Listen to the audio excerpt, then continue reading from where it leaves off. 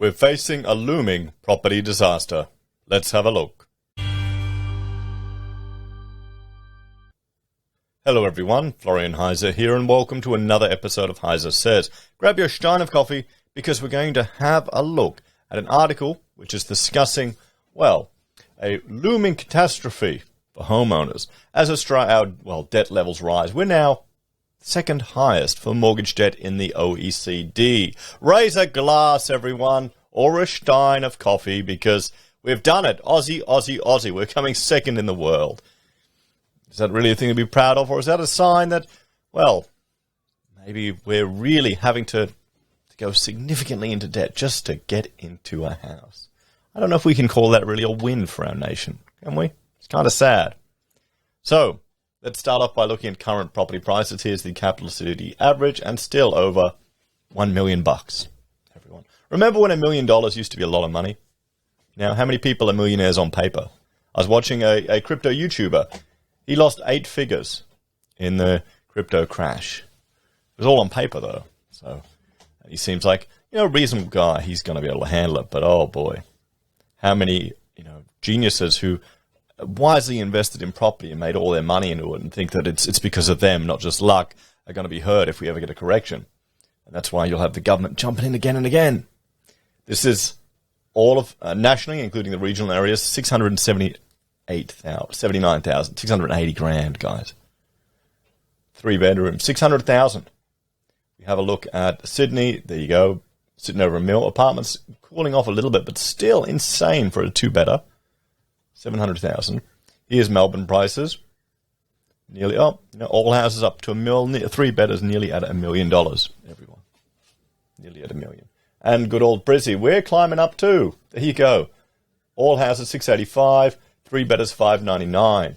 Our units are even starting to approach 400,000. This is the thing. You'll have a correction or a cooling in the market in Sydney and Melbourne, and then they'll start flooding up here into Brisbane, because psychologically it seems much cheaper and you get more bang for your buck. And all these people that are, building up property portfolios, they're buying in lower socioeconomic areas around the cities because, the rent there is reasonably consistent. So let's keep going and have a look next. So this is the looming property disaster. Let's look at this article. A new report has revealed a looming catastrophe for homeowners as debt levels rise. And this is written by Alex Turner-Cohen from news.com. Aspiring homeowners are being warned to think twice about buying a property because of a major unexpected consequence. Really? What's the unexpected consequence? A housing expert is warning aspiring homeowners to think twice about buying a property because the years of debt and financial pressure may now outweigh the benefits. This is interesting. This isn't unknown or a surprise to me, but I've been watching a lot of US financial channels. And you get all like the Dave Ramseys and all of these type of people that are even advocating that, getting a house is not an investment, it's just a home. But here in Australia, people treat it like an investment. You can't blame them. With every TV show, every single thing, it's all about getting into property, getting into property, getting into property. How many times do you go to a barbecue and you talk to someone and they make all their money? Well, either it's going to be crypto bulls or property. More often property. Professor Hall Pawson, Associate Director at University of New South Wales City Futures Research Centre, said it doesn't make as much sense to buy property now as it did 30 years ago. Well, just think about housing affordability 30 years ago to now. In new research published this week, Professor Pawson found that Australians carry some of the largest debt in the developed world because of everyone's fervent and sometimes unfounded desire to own a home. That's part of our culture. We haven't shifted yet. The rental culture isn't as strong here. I would say you're looked down upon if you're renting. Australia meant to be this egalitarian, she'll be right, mate, everyone's all good society. But if you're a renter, you're shunned in some circles. You're seen as not as good as someone who's buying a house.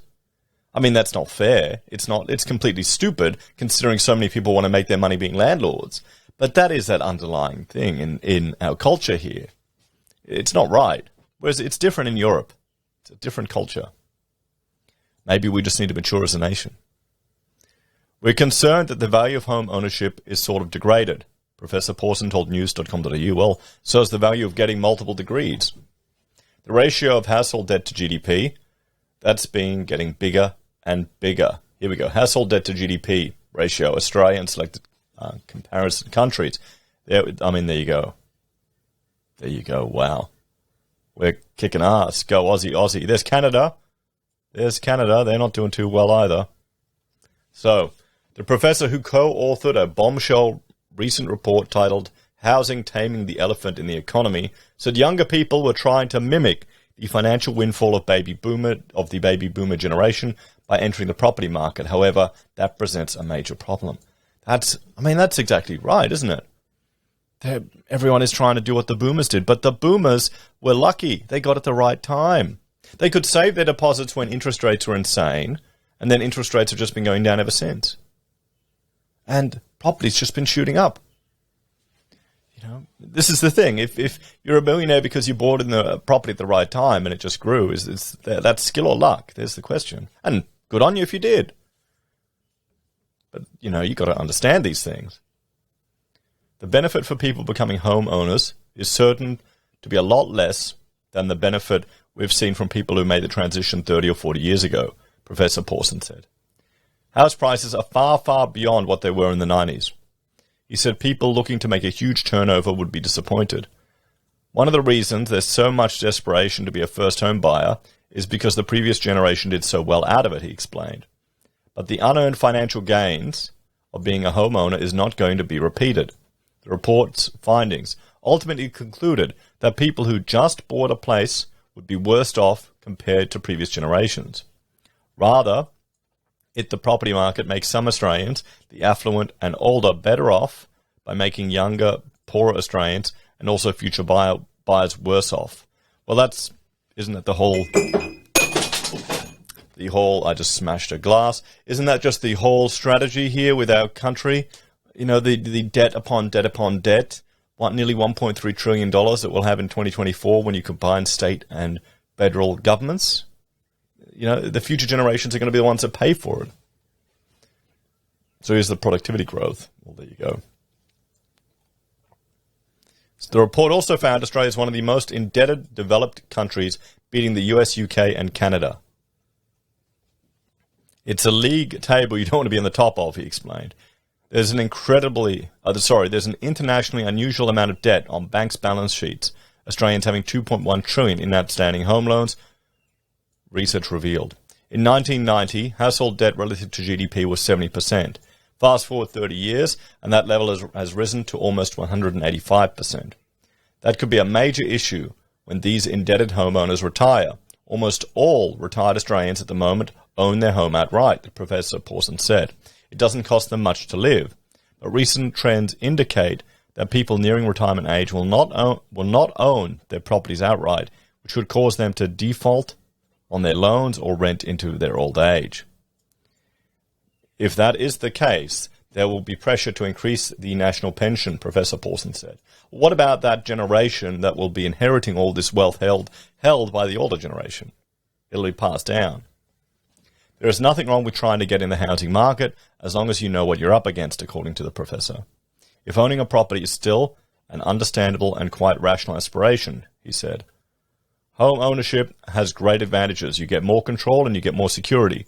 But policies whether intentionally or not, are designed to help out homeowners from the baby boomer generation at everyone else's expense. Well, that's the Australian way, everyone. Is anyone at all surprised anymore? The housing market is being made to benefit current homeowners. He believes that government support like the First Home Buyers Scheme aimed to get people in the housing market actually contributes to the problems. Yes, it does, 100%.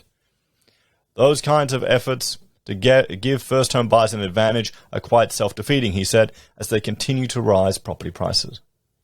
Professor Pawson warned that it wouldn't take much, like a rise in interest rates, to kick some homeowners and aspiring homeowners out of the market for good. I was talking to a mate the other day, real estate agent. It's going gangbusters.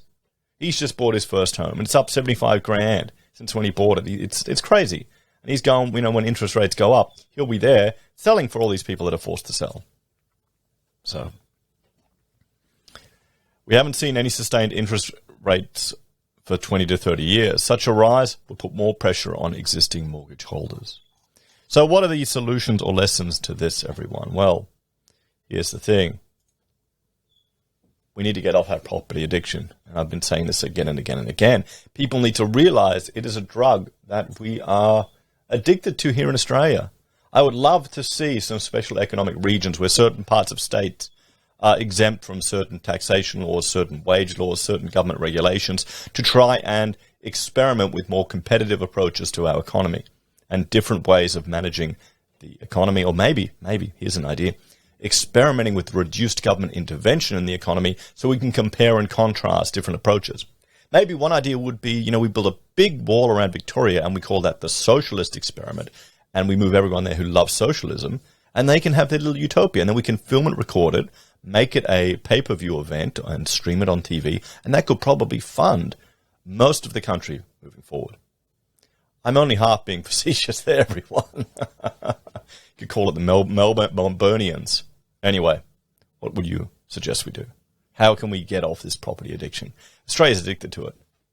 You can't argue with that, guys. Anyway, thanks for watching. Like, share, subscribe to the channel. Let me know your thoughts and opinions in the comments down below. If you're a fan and enjoy the content I create here, there are a few ways you can support us. You can join us on YouTube or Patreon. Support us using our affiliate links at Amazon, eBay, Independent Reserve, or AussieBroadband. You can buy our merch from HeiseSays, use Gold Pass from the Perth Mint, or support us via PayPal. Have a great day, everyone. I'll see you next time. Bye for now.